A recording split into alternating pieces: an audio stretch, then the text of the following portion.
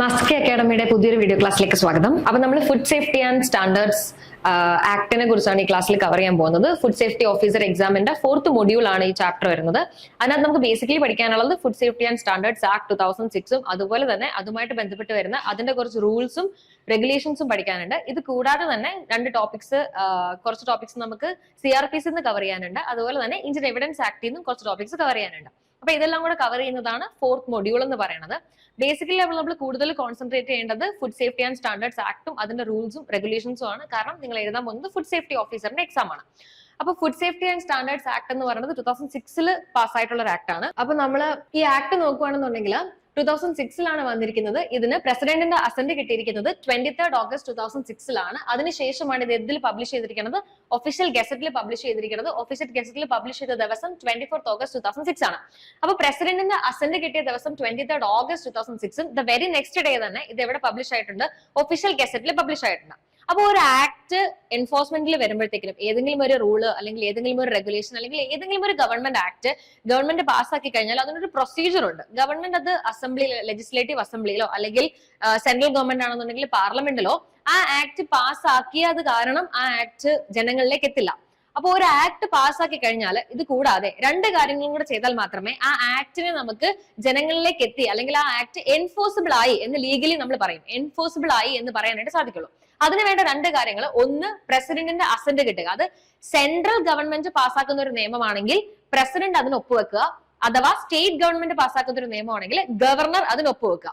അപ്പൊ ഈ 2 കാര്യങ്ങൾ സംഭവിച്ചാൽ മാത്രമേ ഒരു ആക്ടായി മാറുകയുള്ളൂ. ഇതാണ് ഫൈനൽ പ്രൊസീജിയർ. ഒരു നിയമം പാസ്സാവാനുള്ള ഫൈനൽ പ്രൊസീജിയർ ഇതാണ്. ഗവൺമെന്റ് പ്രസിഡന്റ് ഒപ്പുവെക്കുക അല്ലെങ്കിൽ ഗവർണർ ഒപ്പുവെക്കുക with respect to central government and state government.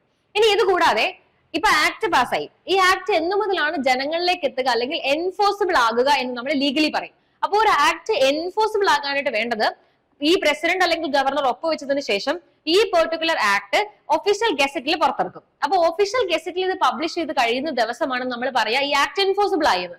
അല്ലാതെ പ്രസിഡന്റ് ഒപ്പുവെക്കുന്ന ദിവസമോ ഗവർണർ ഒപ്പുവെക്കുന്ന ദിവസമോ അല്ല. അപ്പം ഇത് ഒഫീഷ്യൽ ഗസറ്റിൽ പബ്ലിഷ് ആയ ദിവസം മുതൽ ഈ ആക്ട് പ്രാബല്യത്തിൽ വരികയും ജനങ്ങളിലേക്ക് അത് എത്തുകയും ചെയ്യും. അപ്പൊ ഈ food safety and standards act 23 August 2006 president ഒപ്പുവെച്ചിരിക്കുന്നതെങ്കിൽ പോലും വെരി നെക്സ്റ്റ് ഡേ 24 ഓഗസ്റ്റ് 2006 ഇത് ഒഫീഷ്യൽ ഗസറ്റിൽ പബ്ലിഷ് ചെയ്തിരിക്കുന്നത്. അപ്പൊ ഒഫീഷ്യൽ ഗസറ്റിൽ പബ്ലിഷ് ചെയ്ത ആ ദിവസം മുതലാണ് act came into force എന്ന് നമ്മൾ പറയാം. അപ്പൊ ഒരു question, when did the food safety and standards act came into force എന്നാണ് ക്വസ്റ്റ്യൻ എന്നുണ്ടെങ്കിൽ അതിന്റെ ആൻസർ എപ്പോഴും 24 ഓഗസ്റ്റ് 2006 ആയിരിക്കും. കാരണം ആക്ട് പ്രാബല്യത്തിൽ വരുന്നത് 24 ഓഗസ്റ്റ് 2006 പ്രസിഡന്റിന്റെ അസന്റ് കിട്ടുന്നത് മാത്രമാണ് 23 ഓഗസ്റ്റ് 2006. ഒരു ദിവസത്തെ വ്യത്യാസം മാത്രമേ ഉള്ളൂ. ഇനി ആക്ട് എന്ന് പറയുന്നത് 24 ഓഗസ്റ്റ് 2006 ഒഫീഷ്യൽ ഗസറ്റിൽ പബ്ലിഷ് ചെയ്തിരുന്നു എങ്കിൽ പോലും ഈ ആക്ട് പല പല പാർട്ടുകളായിട്ടാണ് ജനങ്ങളിലേക്ക് എത്തിയിരിക്കുന്നത്. അതായത് കുറച്ച് പ്രൊവിഷൻസ് 24 ഓഗസ്റ്റിൽ വന്നു. ബാക്കി കുറെ അധികം പ്രൊവിഷൻസും 2007, 2008, 2009, 2010 എന്നീ വർഷങ്ങളിൽ ഈ പറഞ്ഞിരിക്കുന്ന ഡേറ്റുകളിലാണ് വന്നിരിക്കുന്നത്. അപ്പൊ പ്രത്യേകം ശ്രദ്ധിക്കുക, ഈ പറഞ്ഞിരിക്കുന്ന പല ഡേറ്റുകളിലായിട്ടാണ് പല പ്രൊവിഷൻസും നിയമത്തിൽ പ്രാബല്യത്തിൽ വന്നിരിക്കുന്നത്, പല അമെന്റ്മെന്റുകൾ വന്നിരിക്കുന്നത് ആക്ടില്. അതുപോലെ തന്നെ റൂൾസും റെഗുലേഷൻസും വന്നിരിക്കുന്നതിന് ശേഷം ആക്ടിൽ കുറെ അധികം മാറ്റങ്ങൾ വന്നിട്ടുണ്ട്. അപ്പൊ ഈ ഡേറ്റുകളിലാണ് various provisions of the act came into force on various dates through several notifications in this regard via notifications dated. അപ്പം ഈ പറഞ്ഞിരിക്കുന്ന നോട്ടിഫിക്കേഷൻസ് കൊണ്ട് നമ്മൾ ഉദ്ദേശിക്കുന്നത് ഒഫീഷ്യൽ ഗസറ്റിൽ പബ്ലിഷ് ചെയ്യുന്നതിനാണ്. അപ്പൊ ഈ പറഞ്ഞിരിക്കുന്ന ദിവസങ്ങളിലാണ് പല പല പ്രൊവിഷൻസ് ആക്ടിലുള്ള പല പ്രൊവിഷൻസും നിയമത്തിൽ പ്രാബല്യത്തിൽ വരാനായിട്ട് ഒഫീഷ്യൽ ഗസറ്റിൽ പബ്ലിഷ് ചെയ്തിരിക്കുന്നത്. ഇനി എന്താണ് ഈ ആക്ടിന്റെ ഒബ്ജക്റ്റീവ് അല്ലെങ്കിൽ എന്തിനാണ് ഈ ആക്ട് നമ്മൾ കൊണ്ടുവന്നിരിക്കുന്നത്? എപ്പോഴും നമ്മൾ എല്ലാ ആക്ടിനും പ്രിയാമ്പിൾ എന്ന് പറയുന്ന ഒരു പോർഷൻ കാണും. ആക്ടിന്റെ പേരിന്റെ തൊട്ട് താഴെ ആയിരിക്കും ബേസിക്കലി നമ്മൾ എന്തിനെ കാണാൻ പറ്റും? നമുക്ക് പ്രിയാമ്പിളിനെ കാണാനായിട്ട് സാധിക്കാം. അപ്പൊ എപ്പോഴും ആക്ടിന്റെ പ്രിയാമ്പിൾ വായിച്ചാലായിരിക്കും നമുക്ക് മനസ്സിലാവുക ആ ആക്ട് എന്ത് കാരണത്താലാണ് എനാക്ട് ചെയ്തിരിക്കുന്നത്, അല്ലെങ്കിൽ ആ ആക്ട് കൊണ്ട് എനാക്ട് ചെയ്യുന്നത് കൊണ്ട് അല്ലെങ്കിൽ ആക്ട് പ്രാബല്യത്തിൽ കൊണ്ടുവരുന്നത് കൊണ്ട് ഗവൺമെന്റ് ഉദ്ദേശിക്കുന്ന കാര്യം എന്താണ്, എന്ത് നേടാനായിട്ടാണ് അവരത് കൊണ്ടുവന്നിരിക്കുന്നത് എന്ന് നമുക്ക് മനസ്സിലാക്കാൻ പറ്റുക ആ ആക്ടിന്റെ പ്രിയാമ്പിൾ വായിക്കുമ്പോഴാണ്. അപ്പൊ നമ്മൾ ഇതേ കണക്ക് ഫുഡ് സേഫ്റ്റി ആൻഡ് സ്റ്റാൻഡേർഡ്സ് ആക്ടിന്റെ പ്രിയാമ്പിൾ നോക്കുകയാണെന്നുണ്ടെങ്കിൽ നമുക്ക് മനസ്സിലാകും ഈ ആക്ട് എന്ന് പറയുന്നത് എന്തിനു വേണ്ടിയിട്ടുള്ളതാണ്?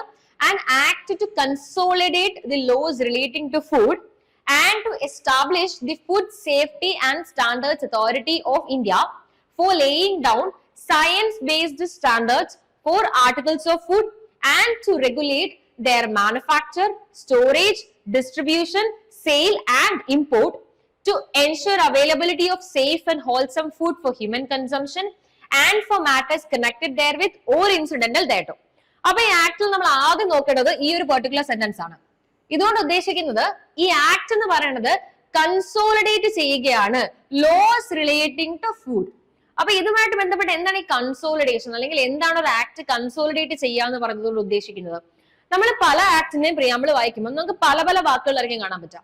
ചിലതിൽ കാണാൻ പറ്റുക act two amend and consolidate എന്നായിരിക്കും, ചിലതിൽ അമെൻഡ് മാത്രമേ കാണത്തുള്ളൂ, അല്ലെങ്കിൽ ആക്ട് ടു എസ്റ്റാബ്ലിഷ് അങ്ങനെ എന്തെങ്കിലുമൊക്കെ ആയിരിക്കും കാണാൻ പറ്റുക. അപ്പൊ ഇതിനകത്ത് യൂസ് ചെയ്തിരിക്കുന്ന വാക്ക് കൺസോളിഡേറ്റ് എന്നാണ്. അപ്പൊ ഈ കൺസോളിഡേറ്റ് എന്ന് പറയുന്നതിന്റെ അർത്ഥം എന്താണ്? കുറെ അധികം നിയമങ്ങൾ already food safety and standards act 2006 വരുന്നതിന് മുന്നേ തന്നെ ഫുഡുമായിട്ട് ബന്ധപ്പെട്ടുണ്ടായിരുന്നു. പല പല നിയമങ്ങളായിരുന്നു, ഒന്നിൽ കൂടുതൽ നിയമങ്ങൾ, ഓരോന്നിനും ഓരോ നിയമങ്ങളായിരുന്നു. For example essential commodities act ഉണ്ടായിരുന്നു, എസെൻഷ്യൽ കമോഡിറ്റീസിന് വേണ്ടി മാത്രമായിട്ട്. ഫുഡ് അഡൾട്രേഷൻ പ്രിവെന്റ് ചെയ്യാനായിട്ട് prevention of food adulteration act ഉണ്ടായിരുന്നു. അതുപോലെ തന്നെ ട്രേഡ് പ്രാക്ടീസുകളുമായിട്ട്, അൺഫെയർ ട്രേഡ് പ്രാക്ടീസുകളുമായിട്ട് ബന്ധപ്പെട്ട ഒരു പ്രത്യേക ആക്ട് ഉണ്ടായിരുന്നു. അപ്പൊ ഇങ്ങനെ ചിന്നി കിടക്കുമായിരുന്നു ഫുഡ് സേഫ്റ്റിയുമായിട്ട് ബന്ധപ്പെട്ട് വരുന്ന നിയമങ്ങൾ. അപ്പൊ ഇങ്ങനെ ഒരുപാട് നിയമങ്ങൾ പല ഭാഗത്തായിട്ട് ഇങ്ങനെ കിടക്കുമ്പോൾ ഇത് എഫക്റ്റീവ് ആയിട്ട് ജനങ്ങളിലേക്ക് എത്തിക്കുക, അല്ലെങ്കിൽ ഇത് എഫക്റ്റീവ് ആയിട്ട് എൻഫോഴ്സ് ചെയ്യാനായിട്ട് വളരെ ബുദ്ധിമുട്ട് നേരിട്ടു. അപ്പൊ ഇത് മനസ്സിലാക്കിക്കൊണ്ടാണ് 2006 നമ്മൾ ഇത് തീരുമാനിച്ചത്. ഈ നിയമങ്ങളെല്ലാം കൂടി ഒറ്റ നിയമമാക്കി നമുക്ക് മാറ്റിയാല് നമുക്ക് ഒറ്റ അതോറിറ്റീനെ എസ്റ്റാബ്ലിഷ് ചെയ്തുകൊണ്ട് ഈ നിയമങ്ങളൊക്കെ തന്നെ നമുക്ക് എന്ത് ചെയ്യാൻ പറ്റും? കറക്റ്റ് ആയിട്ട് ഇംപ്ലിമെന്റ് ചെയ്യാനായിട്ട് സാധിക്കും. അപ്പൊ ഈ ഒരു ഒബ്ജക്റ്റീവിന്റെ അടിസ്ഥാനത്തിലാണ് ഇവര് food safety and standards act enact ചെയ്തിരിക്കുന്നത്. അപ്പൊ അതുകൊണ്ടാണ് ഈ കൺസോളിഡേറ്റ് എന്ന് പറയുന്ന വാക്ക് യൂസ് ചെയ്തിരിക്കുന്നത്. കൺസോളിഡേറ്റ് എന്ന് വെച്ചാൽ എന്താണ്? ഒന്നിൽ കൂടുതൽ നിയമങ്ങളെ ഒത്തുചേർക്കുക, അതാണ് കൺസോളിഡേറ്റ് എന്ന് പറയുന്ന വാക്കിന്റെ അർത്ഥം. കൺസോളിഡേറ്റ് ചെയ്യുക എന്ന് വെച്ചാൽ പല പല നിയമങ്ങൾ ഉണ്ടായിരുന്നു, ഇതെല്ലാം നമ്മൾ ഒരു നിയമമാക്കി ഒന്നിച്ചാക്കി. GST ഇതിനൊരു എക്സാമ്പിൾ ആണ്. GST നിയമവും ഇങ്ങനെ ഒരു നിയമമാണ്. GST ആക്ട് വരുന്നതിന് മുന്നേ കുറെ അധികം ടാക്സുകൾ നമുക്ക് ഉണ്ടായിരുന്നു. സെയിൽസ് ടാക്സ്, വാറ്റ്, അത് ഇത് എന്നൊക്കെ പറഞ്ഞിട്ട് കുറെ ഇങ്ങനെ ടാക്സസ് ഇങ്ങനെ സ്കാറ്റേർഡ് ആയി കിടക്കായിരുന്നു. ചിലത് സ്റ്റേറ്റ് ഗവൺമെന്റിന്റെ വകയായിട്ട്, ചിലത് സെൻട്രൽ ഗവൺമെന്റിന്റെ വകയായിട്ട്, പിന്നെ ലോക്കൽ ടാക്സുകൾ, അങ്ങനെ കുറെ അധികം ടാക്സുകൾ ഉണ്ടായിരുന്നു. അപ്പൊ ഇതെല്ലാം ഇങ്ങനെ പല പല ടാക്സ് ആയപ്പോഴത്തേക്കിനും ജനങ്ങൾക്കും ബുദ്ധിമുട്ടായി മാറി. ഈ ടാക്സുകളൊക്കെ എന്താണ് ഏതാണ് എന്ന് മനസ്സിലാക്കി പേ ചെയ്യാനായിട്ട് ജനങ്ങൾക്ക് ബുദ്ധിമുട്ടുണ്ടായി. അതുപോലെ തന്നെ ഗവൺമെന്റിനും ഇത് അസസ് ചെയ്യാനായിട്ട് എത്ര ടാക്സ് ആരിൽ നിന്ന് എങ്ങനെയൊക്കെ അസസ് ചെയ്യണം എന്നുള്ള കാര്യം, എങ്ങനെയാണ് അത് ചെയ്യേണ്ടത്, പല ടാക്സും പല നിയമങ്ങളാണ്, അങ്ങനെ ഒരു ബുദ്ധിമുട്ട് നേരിട്ടപ്പോഴാണ് ഗവൺമെന്റ് എന്ത് ചെയ്തത്? GST എന്ന് പറയുന്ന നിയമം കൊണ്ടുവന്നത്. GSTയും ഇതുപോലെ ഒരു കൺസോളിഡേറ്റിംഗ് ആക്ട് ആണ്. അതായത് അതുവരെ ടാക്സുമായിട്ട് ബന്ധപ്പെട്ട് എന്തൊക്കെ നിയമങ്ങൾ ഉണ്ടായിരുന്നോ അതെല്ലാം ഒത്തുചേർത്തിട്ടാണ് നമ്മൾ GST ആക്കിയിരിക്കുന്നത്. അതുപോലെ തന്നെ ഒരു ഒബ്ജക്റ്റീവ് ആണ് ഈ ആക്ടിനും ഉള്ളത്. നമ്മൾ ഈ ആക്ട് കൊണ്ട് എന്താണ് ഉദ്ദേശിക്കുന്നത്? ഫുഡ് സേഫ്റ്റി ആൻഡ് സ്റ്റാൻഡേർഡ്സുമായിട്ട് ബന്ധപ്പെട്ട് ഏതൊക്കെ നിയമങ്ങൾ ഇതുവരെ ഇന്ത്യയിൽ പ്രാബല്യത്തിലുണ്ടോ അതിനെല്ലാം നമ്മൾ ഒരു നിയമമാക്കി മാറ്റുന്നു. അപ്പൊ നമ്മൾ ആദ്യം എന്താ ചെയ്തത്? ആദ്യത്തെ ഒബ്ജക്റ്റീവ് എന്താണ്? കൺസോളിഡേറ്റ് ചെയ്യുക എന്നുള്ളതാണ്, ലോ റിലേറ്റിംഗ് ടു ഫുഡ്. രണ്ടാമത്തെ ഒബ്ജക്റ്റീവ് ഇതാണ്, ആദ്യത്തെ ഒബ്ജക്റ്റീവ്. ഇനി രണ്ടാമത്തെ ഒബ്ജക്റ്റീവ് എന്ന് പറയുന്നത് എസ്റ്റാബ്ലിഷ് ചെയ്യുക. എന്ത് എസ്റ്റാബ്ലിഷ് ചെയ്യുക? Food safety and standards authority of India. ഇതിനെയാണ് നമ്മൾ FSSAI എന്ന് വിളിക്കുന്നത്. Food safety and standards authority of ഇന്ത്യനെ എസ്റ്റാബ്ലിഷ് ചെയ്യാം. ഞാൻ നേരത്തെ പറഞ്ഞു നമുക്ക് ഒരുപാട് ആക്ടുകൾ വരുമ്പോൾ ഓരോ ആക്ടും മോണിറ്റർ ചെയ്യുന്നത് ഓരോരോ അതോറിറ്റികളായിരുന്നു. അൺഫെയർ ട്രേഡ് പ്രാക്ടീസസ് മാനേജ് ചെയ്യാനായിട്ട് ഒരു പെർട്ടിക്കുലർ അതോറിറ്റി ഉണ്ടായിരുന്നു. അതുപോലെ തന്നെ എസെൻഷ്യൽ കമോഡിറ്റീസ് ആക്ട് മാനേജ് ചെയ്യാനായിട്ട് ഒരു പ്രത്യേക അതോറിറ്റി ഉണ്ടായിരുന്നു.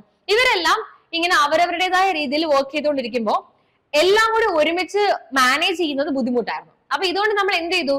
ആക്ടുകൾ ഒന്നിച്ച് കൊണ്ടുവരുന്നത് കൂടാതെ ആക്ടുകളുടെ എല്ലാ അതോറിറ്റീസിനെയും കൂടെ നമ്മൾ ഒന്നിച്ച് ഒരൊറ്റ അതോറിറ്റി ആയിട്ട് എസ്റ്റാബ്ലിഷ് ചെയ്യാൻ തീരുമാനിച്ചു.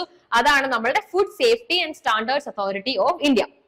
അതുപോലെ തന്നെ മൂന്നാമത്തെ കാര്യം എന്താണ്? എന്തിനു വേണ്ടിയിട്ടാണ് നമ്മൾ ഈ food safety and standards authority of ഇന്ത്യനെ എസ്റ്റാബ്ലിഷ് ചെയ്തിരിക്കുന്നത്? അല്ലെങ്കിൽ എന്തിനു വേണ്ടിയിട്ടാണ് നമ്മൾ ഈ നിയമങ്ങളെല്ലാം കൺസോളിഡേറ്റ് ചെയ്തിരിക്കുന്നത്?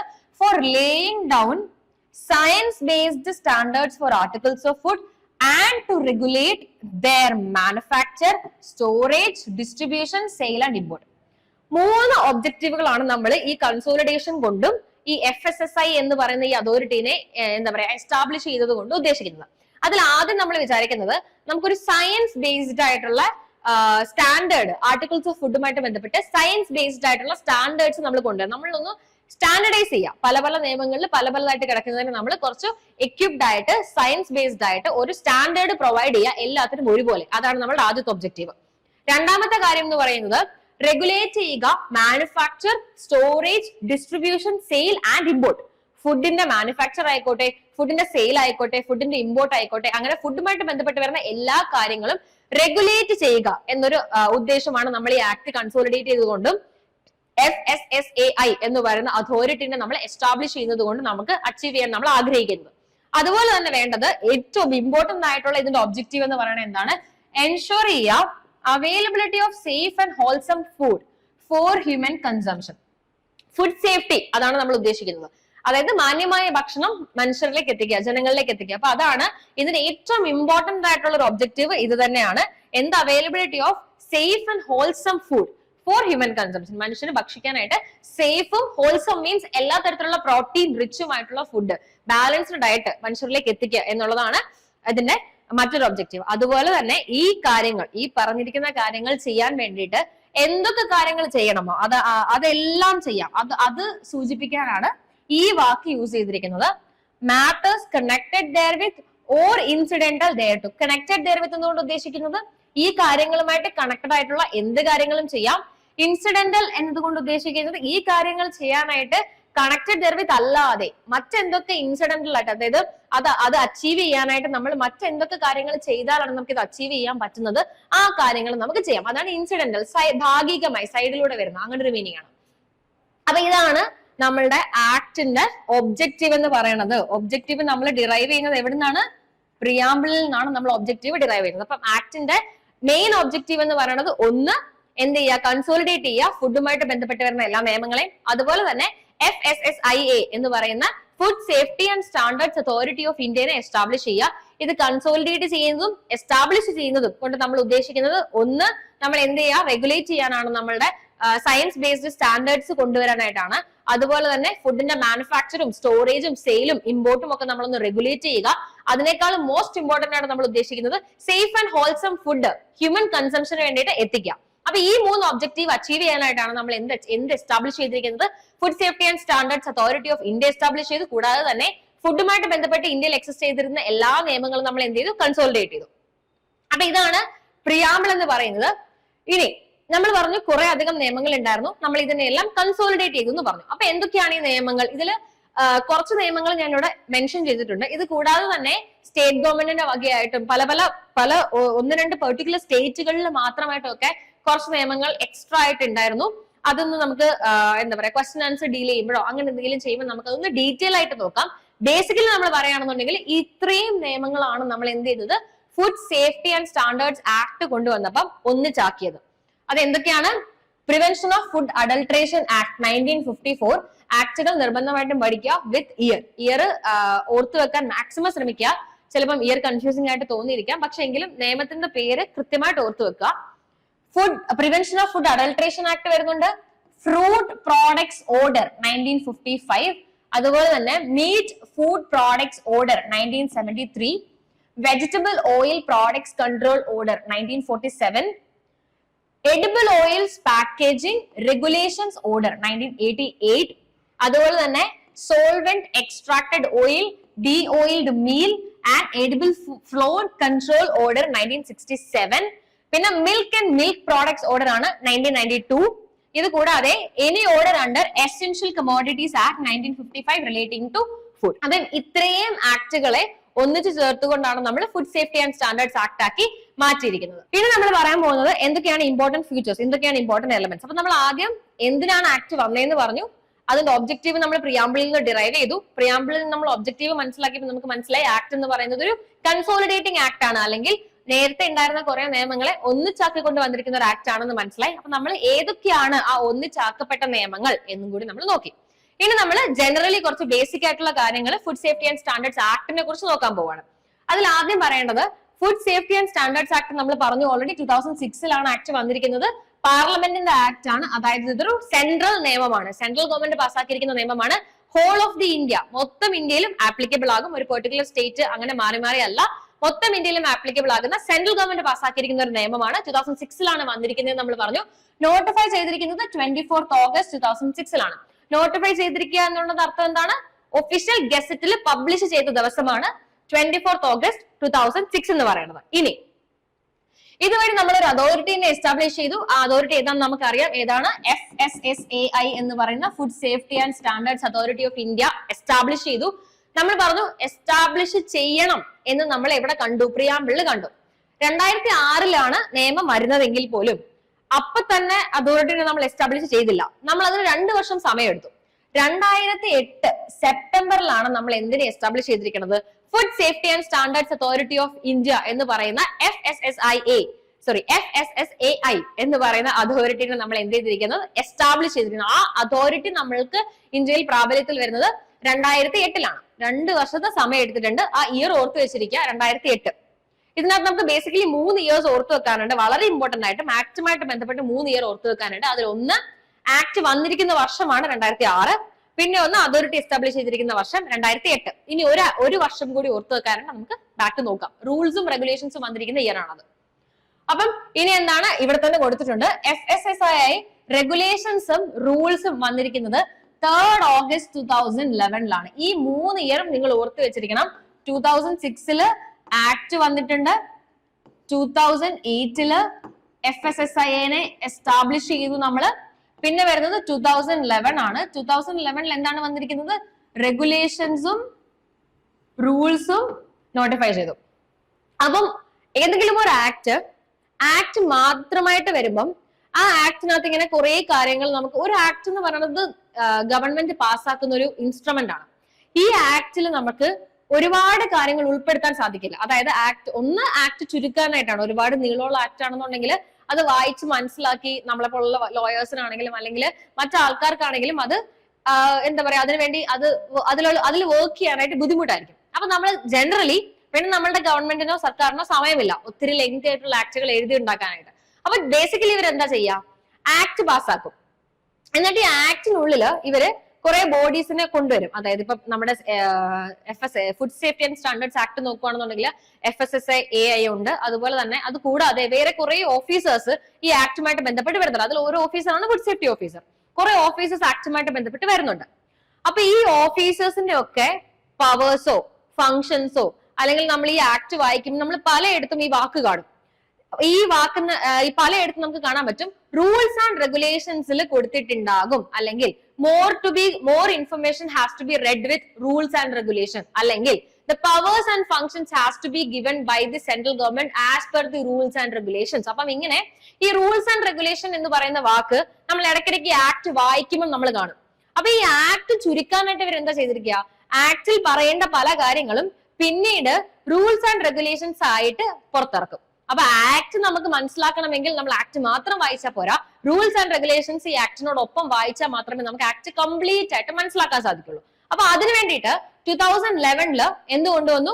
റൂൾസും റെഗുലേഷൻസും കൊണ്ടുവന്നു.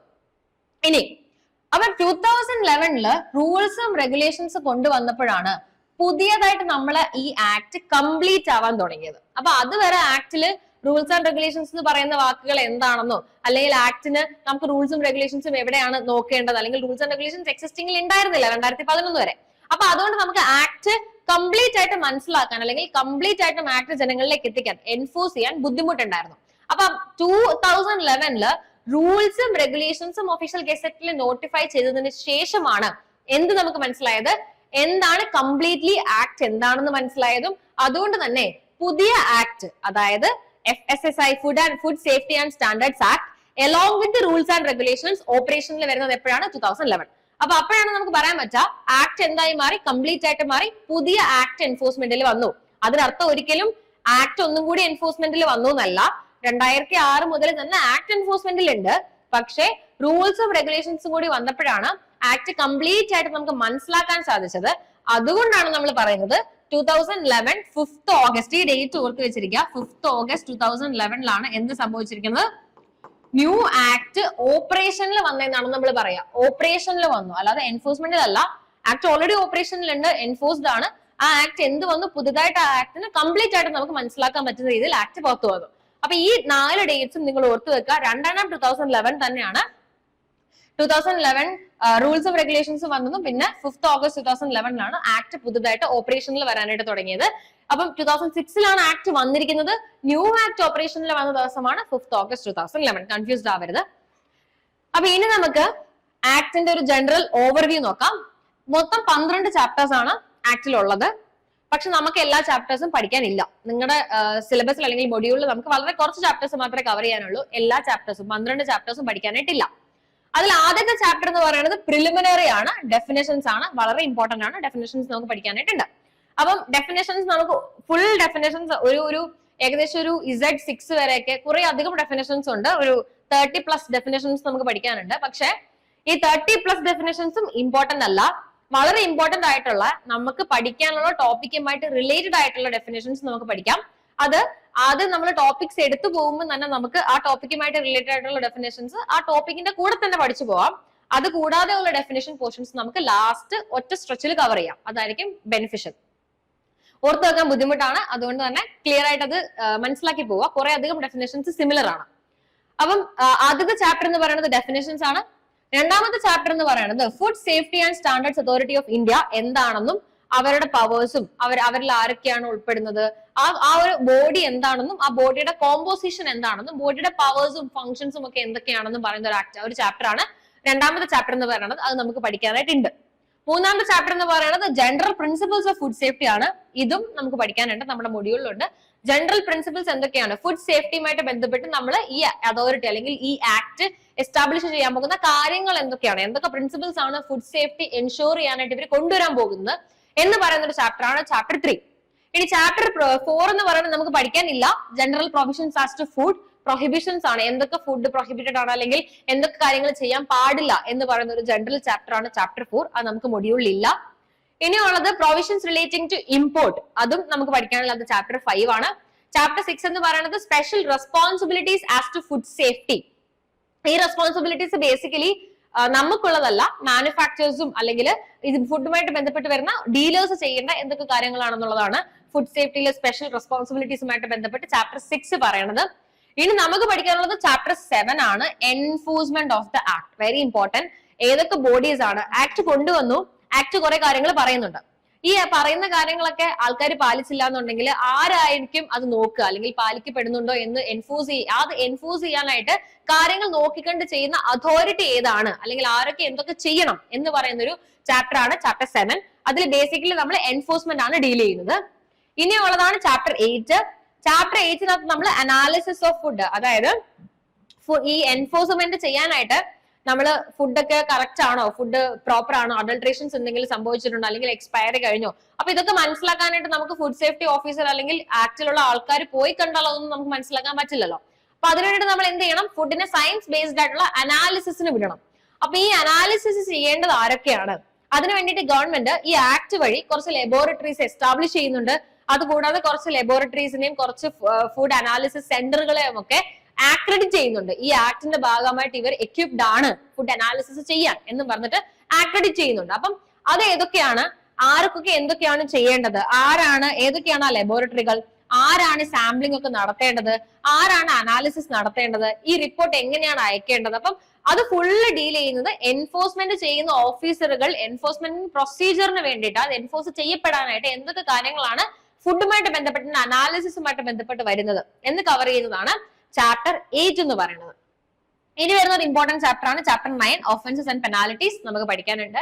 ഈ ആക്ട് പാലിക്കപ്പെട്ടില്ലെങ്കിൽ നമ്മൾ പറഞ്ഞു ഒരു ഓഫീസർ ഉണ്ട് ഇത് എൻഫോഴ്സ് ചെയ്യാനായിട്ട് അല്ലെങ്കിൽ എൻഫോഴ്സ് ചെയ്യാനായിട്ട് നമ്മൾ അനാലിസിസ് എടുക്കും എന്നൊക്കെ പറഞ്ഞു, പ്രൊസീജിയർ നമ്മൾ പറഞ്ഞു. ഇനി പാലിക്കപ്പെട്ടില്ലെങ്കിൽ എന്തൊക്കെയാണ് പാലിക്കപ്പെടാതിരിക്കാനുള്ള ഒഫൻസുകൾ, എന്തൊക്കെ ചെയ്താലാണ് ഒഫൻറ്റീവ് ആയിട്ട് മാറുക ഈ ആക്ടിന്റെ അടിസ്ഥാനത്തിൽ, ഓരോ ഓഫൻസിനും നമുക്ക് എന്ത് പെനാലിറ്റി ആണ് അല്ലെങ്കിൽ എന്ത് പണിഷ്മെന്റ് ആണ് കൊടുക്കാനുള്ളത് എന്നുള്ള ചാപ്റ്റർ ആണ് ചാപ്റ്റർ 9, ഒഫൻസസ് ആൻഡ് പെനാലിറ്റീസ്. പിന്നെ വരുന്ന ചാപ്റ്റർ ആണ് adjudication and food safety appellate tribunal. ആക്ടുമായിട്ട് ബന്ധപ്പെട്ട് നമ്മൾ എന്ത് ചെയ്തിട്ടുണ്ട്, നമ്മൾ സാധാരണ കോടതികളിലേക്ക് പോകുന്നതിന് പകരം ആക്ട് തന്നെ എന്ത് ചെയ്തിട്ടുണ്ട്, അതിന്റെ ഒഫൻസും അതിന്റെ പെനാലിറ്റീസും ഒക്കെ പറഞ്ഞു തരാനായിട്ട് നമുക്ക് ആക്ട് തന്നെ ഒരു അതോറിറ്റിനെ എസ്റ്റാബ്ലിഷ് ചെയ്തിട്ടുണ്ട്. അതാണ് ട്രൈബ്യൂണലുകളാണ് എസ്റ്റാബ്ലിഷ് ചെയ്തിരിക്കുന്നത്. അപ്പീലേറ്റ് ട്രൈബ്യൂണൽ എന്താണ്, പവേഴ്സ് എന്തൊക്കെയാണ് എന്ന് പറയുന്ന ഒരു ചാപ്റ്റർ ആണ് എന്ന് പറയുന്നത് 10 എന്ന് പറയുന്നത്. പിന്നെ ഈ 2 ചാപ്റ്റേഴ്സും നമുക്ക് പഠിക്കാനില്ല, 11ഉം 12ഉം. ഇതെന്ന് പറയുന്നത് ഫൈനാൻസും ഓഡിറ്റും ഒക്കെ ആയിട്ട് ബന്ധപ്പെട്ട് വരുന്നതും. പിന്നെ 12 എന്ന് പറയുന്നത് മിസലേനിയസ് പ്രൊവിഷൻസ്, എല്ലാ ആക്ടിലും ഉണ്ടായിരിക്കുന്ന പ്രൊവിഷൻ ആണ്. മറ്റ് അനുബന്ധ പ്രൊവിഷൻസ് എന്ന് പറയും, മിസലേനിയസ് പ്രൊവിഷൻസ് ആണ്, ഇമ്പോർട്ടന്റ് അല്ല. അപ്പൊ നമുക്ക് ഇത്രയുമാണ് ഫുഡ് സേഫ്റ്റി ആൻഡ് സ്റ്റാൻഡേർഡ്സ് ആക്ടിൽ നമ്മൾ കവർ ചെയ്യാൻ പോകുന്നത് പേഴ്സേ. അതിൽ ഒന്ന് ഡെഫിനിഷൻ ക്ലോസസ് ആണ്.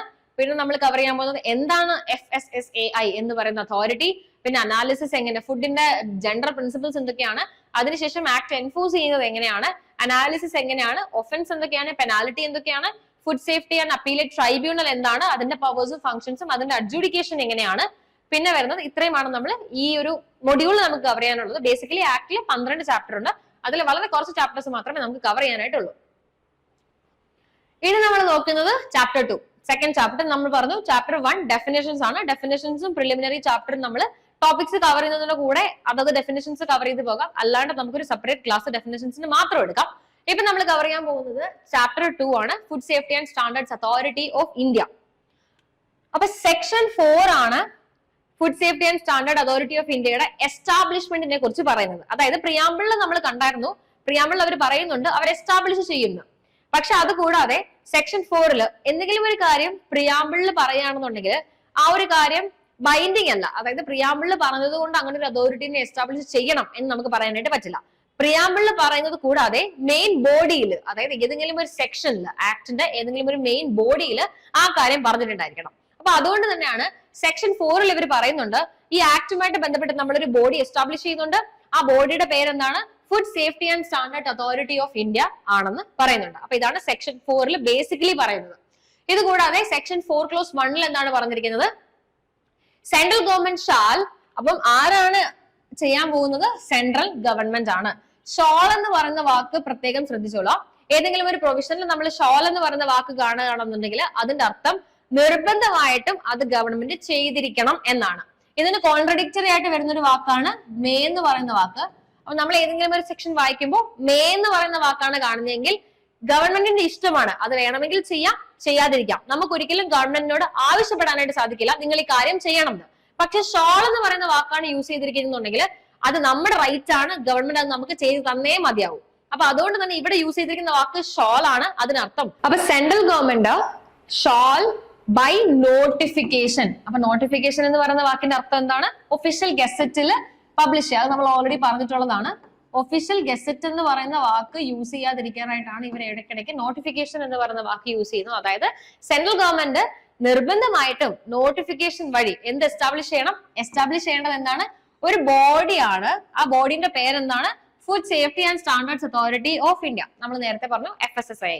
അപ്പം food safety and standard authority of India എന്ന് പറയുന്ന ഒരു ബോഡിയെ സെൻട്രൽ ഗവൺമെന്റ് ഷോൾ നോട്ടിഫിക്കേഷൻ വഴി എസ്റ്റാബ്ലിഷ് ചെയ്യണം. അപ്പൊ നിർബന്ധമായിട്ടും സെൻട്രൽ ഗവൺമെന്റ് ഒഫീഷ്യൽ ഗസറ്റിൽ ഈ ബോഡിനെ കുറിച്ചൊരു നോട്ടിഫിക്കേഷൻ കൊണ്ടുവരണം. അതായത് ഈ ബോഡിനെ എസ്റ്റാബ്ലിഷ് ചെയ്യണം. ഇനി ഈ ബോഡിനെ നമ്മൾ എന്തിനാണ് എസ്റ്റാബ്ലിഷ് ചെയ്യുന്നത്? എക്സസൈസ് ചെയ്യുക. എന്ത് എക്സസൈസ് ചെയ്യാനായിട്ട്? Powers conferred on and to perform the functions assigned to it under this act. അപ്പൊ ഈ ആക്ടില് ഈ ബോഡിയെ എസ്റ്റാബ്ലിഷ് ചെയ്യുന്നത് വഴി ഈ ബോഡിക്ക് നമ്മൾ എന്ത് കൊടുത്തിട്ടുണ്ട്? കുറച്ച് പവർ കൊടുത്തിട്ടുണ്ട്, കുറച്ച് ഫംഗ്ഷൻസും കൊടുത്തിട്ടുണ്ട്. പവേഴ്സ് എന്ന് വെച്ചാൽ എന്താണ്? മറ്റാൾക്കാരെ അല്ലെങ്കിൽ മറ്റു കാര്യങ്ങൾ മേൽനോട്ടം വഹിക്കാനുള്ള കുറച്ച് കാര്യങ്ങൾ കൊടുത്തിട്ടുണ്ട് ഇവർക്ക്.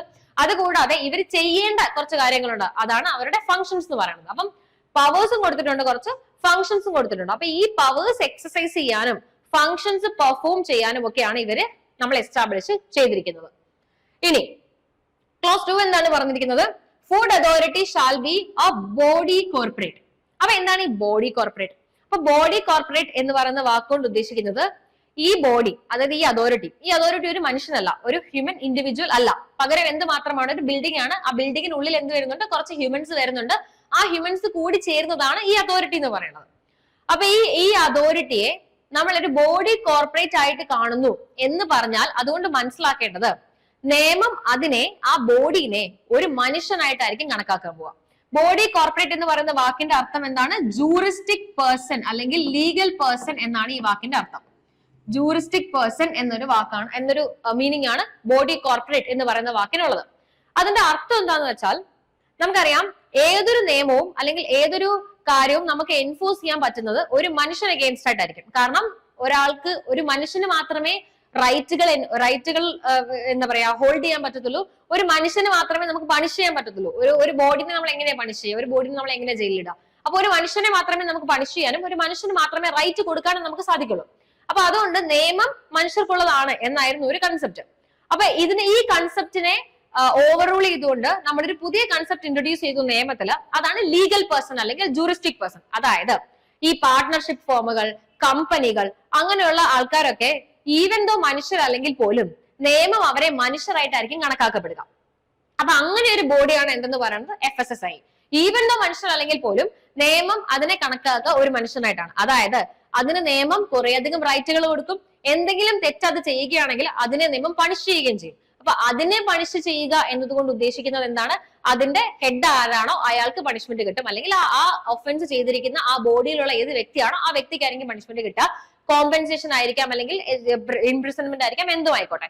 അപ്പൊ ആ ബോഡിയെ നമ്മൾ ജനറലി എന്തായിട്ടായിരിക്കും കാണാൻ പോകുന്നത്? ഒരു മനുഷ്യനായിട്ടായിരിക്കും കാണാൻ പോകുന്നത്. അപ്പൊ ഈ ഒരു ബോഡിയെ മനുഷ്യനായിട്ട് കാണുക എന്നതുകൊണ്ട് ഈ സെക്ഷനിൽ ഉദ്ദേശിക്കുന്നത് ഈ ബോഡിക്ക് സ്വന്തമായിട്ട് ആർക്കെങ്കിലും എഗെയിൻസ്റ്റ് ആയിട്ട് കേസ് കൊടുക്കാനും ഈ ബോഡിക്ക് എഗെയിൻസ്റ്റ് ആയിട്ട് കേസ് കൊടുക്കാനും സാധിക്കും. അതായത് എനിക്ക് എഗെയിൻസ്റ്റ് ആയിട്ട് ഏതെങ്കിലും ഒരു വ്യക്തി എന്തെങ്കിലും ചെയ്യുകയാണെങ്കിൽ ഞാനൊരു മനുഷ്യനെന്ന നിലയിൽ എങ്ങനെയായിരിക്കും കേസ് കൊടുക്കാൻ പോവുക, അതുപോലെ തന്നെ ഈ ബോഡിക്ക് ഒരു വ്യക്തിക്ക് എഗെയിൻസ്റ്റ് ആയിട്ട് കേസ് കൊടുക്കാൻ പറ്റും. ഈ ബോഡിയുടെ പേരിൽ, ആ മാനേജറിന്റെ പേരിലോ അല്ലെങ്കിൽ ആ പൊസിഷനിൽ ഇരിക്കുന്ന വ്യക്തിയുടെ പേരിലോ അല്ല, FSSAI എന്ന് പറയുന്ന ബോഡിയുടെ പേരിലായിരിക്കും കേസ് കൊടുക്കാൻ പറ്റുക. അതായത് അത് ഒരു മനുഷ്യനായി, ലീഗൽ പേഴ്സൺ ആയിട്ട് കോടതി അതിനെ കണക്കാക്കും. അപ്പൊ ഇതൊരു ബോഡി കോർപ്പറേറ്റ് ആണ്. ഇതിന്റെ പേരെന്താണ്? By the name aforesaid. പേര് മേളിൽ പറഞ്ഞിട്ടുണ്ട്. പേരെന്താണ്? Food safety and standard authority of India. ഈ പേരിലുള്ള ഒരു ബോഡി കോർപ്പറേറ്റ് അല്ലെങ്കിൽ ഒരു ലീഗൽ പേഴ്സൺ ആയിരിക്കും എന്തെന്ന് പറയുന്നത്? ഈ ബോഡി എന്ന് പറയുന്നത്. അതുപോലെ തന്നെ ഇതിന് എന്തുണ്ടായിരിക്കും? Perpetual succession. പെർപെച്വൽ സക്സഷൻ എന്ന് പറയുന്ന വാക്കോട് ഉദ്ദേശിക്കുന്നത്, പെർപെച്വൽ എന്ന് വെച്ചാൽ എന്താണ്? കണ്ടിന്യൂസ് ആയിട്ട് ഇതിങ്ങനെ സക്സീഡ് ചെയ്തുകൊണ്ടേയിരിക്കും. അതായത് ഈ ബോഡി നമ്മൾ എസ്റ്റാബ്ലിഷ് ചെയ്തു. ആ ബോഡിയുടെ പേരാണ് food safety and standards authority of India. ഈ ബോഡിയിൽ നമ്മൾ കുറച്ച് ആൾക്കാരെ ഈ ബോഡിയിൽ ഫംഗ്ഷൻ ചെയ്യാനായിട്ട് അപ്പോയിന്റ് ചെയ്യും. നമ്മൾ ഇനി പഠിക്കും കോമ്പോസിഷൻ ആരൊക്കെയാണ് ഈ ബോഡിയിൽ നമ്മൾ ഉണ്ടാവുക, എത്ര പേരാണുള്ളത് എന്നൊക്കെ നമ്മൾ പഠിക്കും. അപ്പൊ ഈ ബോഡിയിൽ നമ്മൾ കുറച്ച് ആൾക്കാരെ എസ്റ്റാബ്ലിഷ് ചെയ്യുന്നുണ്ട്. ഈ ആൾക്കാര് ഒരു തവണ നമ്മൾ കുറച്ച് പേരെ എസ്റ്റാബ്ലിഷ് ചെയ്തു. അവര് പോയി കഴിയുമ്പോൾ അല്ലെങ്കിൽ അവര് റിട്ടയർ ആയി കഴിയുമ്പോൾ ഈ ബോഡി അവസാനിക്കുന്നില്ല. നമ്മൾ പിന്നെ അടുത്ത ആൾക്കാരെ അപ്പോയിന്റ് ചെയ്യും. അവര് പോകും, അടുത്ത ആൾക്കാരെ അപ്പോയിന്റ് ചെയ്യും. അതായത് ഈവൻ ദോ ഈ ബോഡിയിൽ ഉള്ളിൽ ഫംഗ്ഷൻ ചെയ്യുന്ന ആൾക്കാർ വന്നും പോയും നിന്നാൽ പോലും ബോഡി എന്താണോ അത് അങ്ങനെ തന്നെ കണ്ടിന്യൂ ചെയ്യും അണ്ടിൽ ഗവൺമെന്റ് ഈ ബോഡി എടുത്ത് മാറ്റുന്നത് വരെ. അപ്പൊ ഇത് എന്ത് ചെയ്തുകൊണ്ടിരിക്കും?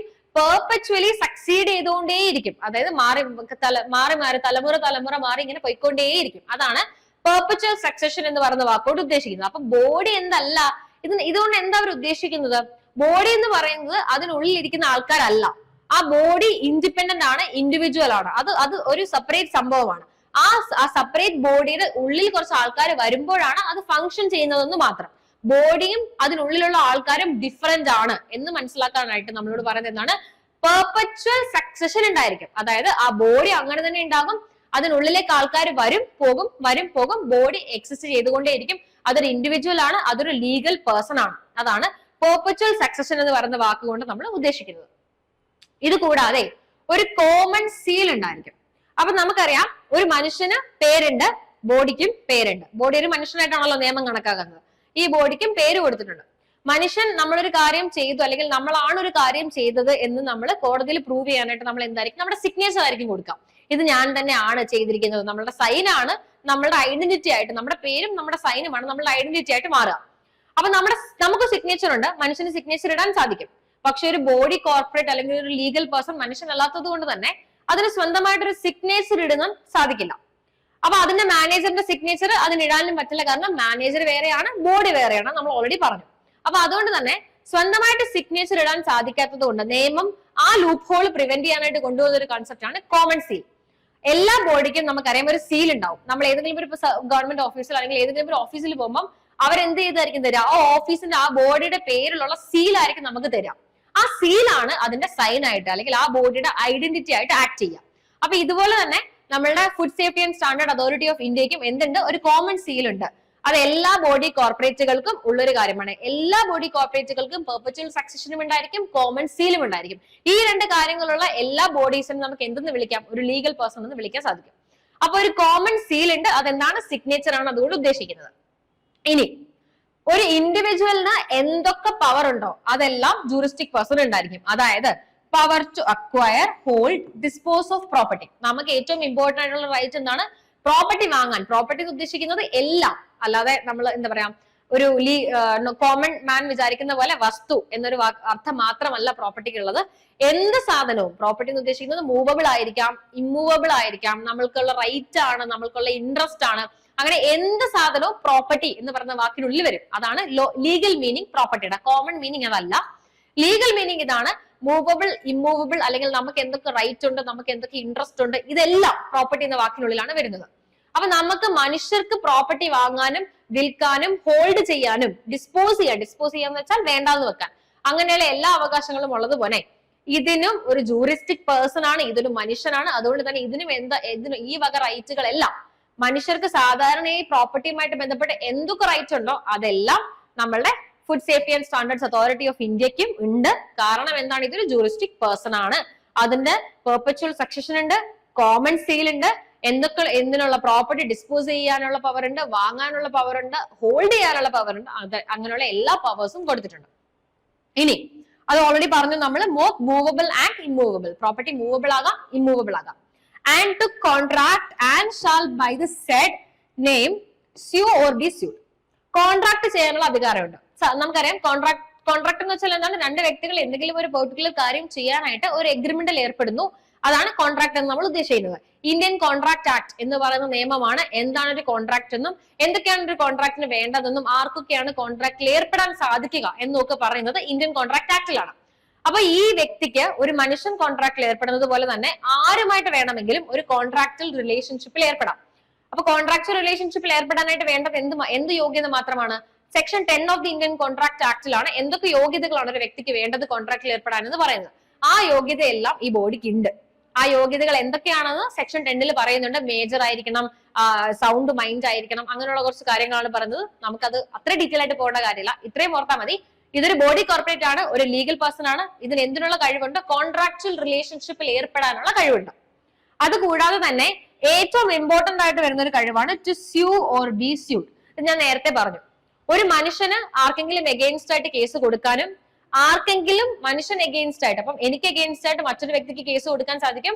ആ വ്യക്തി എന്റെ റൈറ്റ് വയലേറ്റ് ചെയ്യുകയാണെങ്കിൽ എനിക്ക് ആ വ്യക്തിക്ക് എഗെയിൻസ്റ്റ് ആയിട്ട് കേസ് കൊടുക്കാനും സാധിക്കും. ഇത് മനുഷ്യൻ എന്ന നിലയിൽ എനിക്ക് കിട്ടുന്ന ഒരു റൈറ്റ് ആണ്.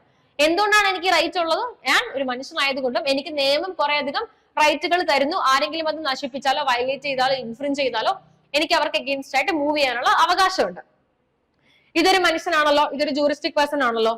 അതുകൊണ്ട് തന്നെ ഇതിനും എന്തിനുള്ള റൈറ്റ് ഉണ്ട്? സ്യൂ ചെയ്യുക എന്ന് പറയുന്ന ഒരു ലീഗൽ ടേം ആണ്. നമ്മൾ കേസ് കൊടുക്കുക എന്നൊക്കെ പറയില്ലേ. So initiate A case or start A case എന്നാണ് സ്യൂ ചെയ്യുക എന്ന് പറയുന്ന വാക്കിന്റെ അർത്ഥം.